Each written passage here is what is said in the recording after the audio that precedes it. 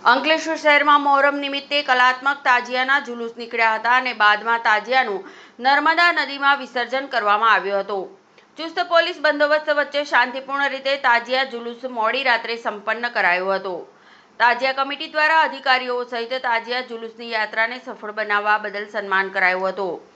અંકલેશ્વર શહેર તથા તાલુકામાં પણ હજરત ઇમામ હુસૈનની યાદમાં કલાત્મક તાજિયા બનાવવામાં આવે છે.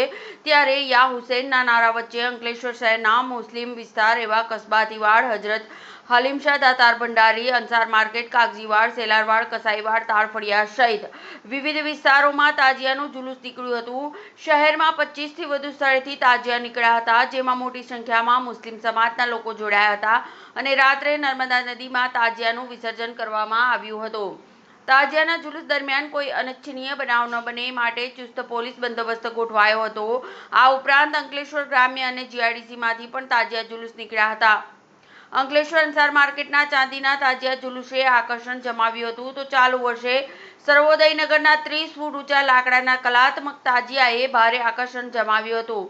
ઠેર ઠેર સરબત વિતરણ તેમજ તાજિયા જુલુસ સાથે સાથે યુવાનોના લાકડી, ટ્યુબલાઇટ અને અગ્નિના દંડા સાથેના દાવપેચ ભીડ જોવા મળી હતી.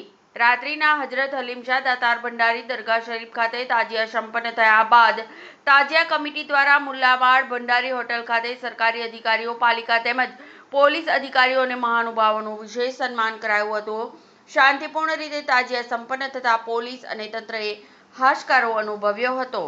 અંકલેશ્વર શહેર તાજિયા કમિટી તરફથી આજરોજ સાથ સહકાર આપવા બદલ વહીવટી તંત્ર, અંકલેશ્વર નગરપાલિકા, ગુજરાત વિદ્યુત બોર્ડ વગેરે વિભાગોએ જે અંકલેશ્વર શહેર તાજિયા કમિટીને સાથ સહકાર આપ્યો હતો તે બદલ એક કાર્યક્રમ યોજ્યો હતો તથા શહેરમાં કોમી એકલાસનું વાતાવરણ જળવાઈ રહે, તમામ તહેવારો કોમી એકલાસના વાતાવરણમાં ઉજવવામાં આવે તે હેતુથી અહીંયા ગણેશ સમિતિ, રથયાત્રા સમિતિ વગેરે સમિતિઓને